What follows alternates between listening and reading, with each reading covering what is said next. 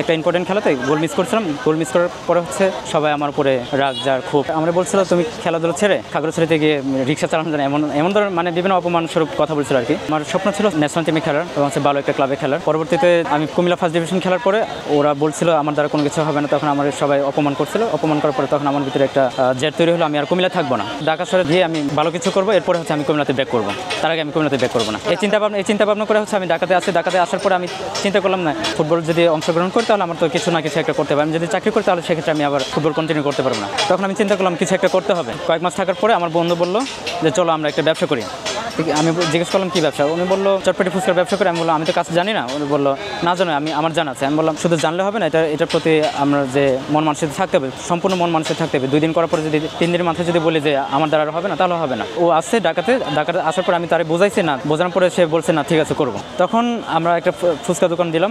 দেওয়ার পর হচ্ছে আমি বলছি তারে আমার তো সামনে ভর্তি আছে, ইন্টারপোর্টের সামনে আমার ভর্তি আছে, সেক্ষেত্রে তুমি চিন্তা ভাবনা করে দোকানটা শুরু করো, কারণ এখানে যদি লস খাই তাহলে আমি আবার ঘুরে দাঁড়ানো খুব কঠিন হয়ে যাবে, কারণ আমার কাছে তখন টাকা পয়সা ওইরকম ছিল না। যখন ব্যবসার মানে উন্নতি দেখছিল না সে, তখন সে চলে গেল আর কি। আমাকে 6 দিন সপ্তাহখানিক মাথায় পরে আমাকে বলছিল যে তুমি চালানোর পরে যদি ভালো কিছু হয় তখন আমি আসবো। আমি যতটুকু পারি সর্বোচ্চ আমার পরিশ্রম দিয়ে চেষ্টা করছি। ইউটিউব ভিডিও দেখে বা মশলা কীভাবে কী বানাই, আসলে ইউটিউব দেখে তো সব কিছু বানানো যায় না, এক্সট্রা নিজের অভিজ্ঞতা থাকা লাগে। পরবর্তীতে কোনোভাবে আমার ভালো করতে পারছিলাম না, পরে আমি আর ব্যবসাটা ছেড়ে দেওয়ার পর আমি চিন্তা করলাম একটা চাকরি করি, কারণ চাকরি না করা ছাড়া তো ঢাকা শহরে থাকা অসম্ভব। তখন আমি চিন্তা করলাম যার কাছে গাড়িটা বিক্রি করবো তার কাছে আমি বললাম যে আমার একটা চাকরির প্রয়োজন, আমার ইমার্জেন্সি একটা চাকরি দেন।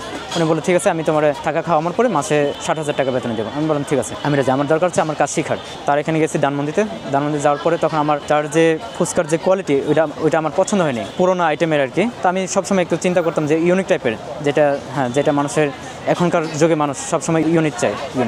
ওইখানে চাকরি ঠিক হওয়ার পর আমি বেলি রোড দিক দিয়ে যাচ্ছিলাম হেঁটে, হুট করে আমার চোখে পড়লো যে এই কোয়ালিটির ফুচকাগুলো। তখন আমার কাছে খুব আকর্ষণ হলো যে না এটা করতে বলে মনে হয় আমার কাছে মানে ভালো হবে, যেহেতু ফুচকার এই ধরনের ফুচকার আমি কখনো দেখি নাই। তখন আমি ওই দিন আমি কথা বললাম যে ভাই আমার একটা চাকরির প্রয়োজন, যদি আপনাদের যদি এরকম লোক লাগে তাহলে আমাকে বলতে পারেন। তখন উনি বললো ঠিক আছে, এতে লোক লাগে গ্লাস বয় হিসেবে গ্লাস দিতে হবে, প্লেট দিতে হবে। হ্যাঁ আমি ওইটাতে রাজি হয়ে গেলাম, কারণ হচ্ছে আমার টার্গেট ছিল হচ্ছে আমার কাজ শেখার, আমার যে বেতন বা এইসবের তখন কোনো ছিল না। পরবর্তীতে এরপরের দিন আমাকে বললো যে একটা গার্জিয়ান দরকার, গার্জিয়ান বড় ভাই বা যে কেউ একজন। তখন আমি বললাম আমার একজন পরিচিত ছিল, এখানে কয়েকজন ছিল, তখন পরবর্তী চাকরিটা কনফার্ম করলাম। এরপর হচ্ছে আমার কাজ শিখতে 3 মাস সময় লাগছে, যেটা আমি জানি জিজ্ঞেস করছি, আবার দেখে যেভাবে পারছি সেভাবে আমি নিজের আয়ত্ত করার চেষ্টা করছি আর কি। যখন আমি ছিলাম তখন এক সপ্তাহখানেকের ভিতরে চিন্তা করছি না আমি চলে যাই, চাকরি ছেড়ে দিই, আমার হবে না, কোনো কিছু হবে না। পরে চিন্তা করলাম না আমার যেভাবে হোক কষ্ট করে হলে থাকতে হবে, কারণ হচ্ছে আমার স্বপ্ন পূরণ করার জন্য আমার যেভাবে হোক থাকতে হবে। এরপর হচ্ছে ওইখানে আমি চাকরি ছেড়ে দিয়েছি। চাকরি ছেড়ে দেওয়ার পর হচ্ছে বাড়িতে আমি গেলাম। বাড়িতে যাওয়ার পরে বাবা মাকে, ভাই বোন যারা আছে পরিবারে তাদেরকে বোঝাইলাম যে এরকম কিছু করতে চাই, যে আপনারা আমাকে কিছু সহযোগিতা করতে হবে। ওরা তখন রাজি হয়নি, যে আসলে আমার উপরে ভরসা ছিল না আর কি তাদের সম্পূর্ণ। পরবর্তীতে কোনো না কোনোভাবে আমি তাদেরকে রাজি করেছি। এরপর হচ্ছে পরিবার থেকে টাকা নেওয়ার পরে আবার কিছু ফ্রেন্ড সার্কেল থেকে আমি টাকা সংগ্রহ করছি, করার পরে আমি এই কাজটা শুরু করলাম।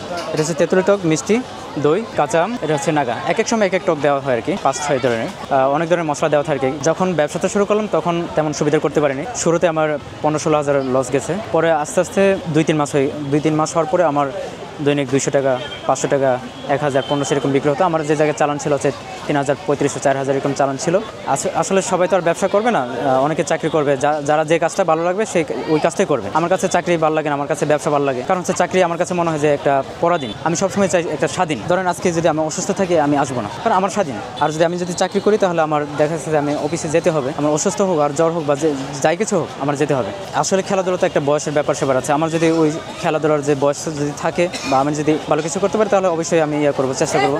আর হচ্ছে ব্যবসাতে আরেকটু যদি ভালো হয় তখন আমি আবার কন্টিনিউ ফুটবলে অংশগ্রহণ করার চেষ্টা করবো। আর এর পাশাপাশি ব্যবসাতে থাকবে, কারণ হচ্ছে আমার যদি বাইচান্স যদি ফুটবলে কোনো কিছু না হয় তাহলে তো আমার পিছনে কিছু একটা করতে হবে না। আমি কোনো কাজকে ছোটো মনে করি। তবে প্রথম অবস্থায় আমার কাছে খারাপ লাগতো যে আসলে আমি ফুচকার দোকানে চাকরি করছি আর 2 জন পরিচিত মানুষ যদি দেখে বিষয়টা কীভাবে ভাববে। পরে চিন্তা করলাম আমি যদি 2 দিন না খেয়ে থাকি, কেউ এসে আমাকে জিজ্ঞেস করবেন যে ভাই খেয়েছেন কিনা, তখন আমি চিন্তা করি না তাহলে আমার লজ্জা কিসের, আমি তো চুরি করে খাচ্ছি না।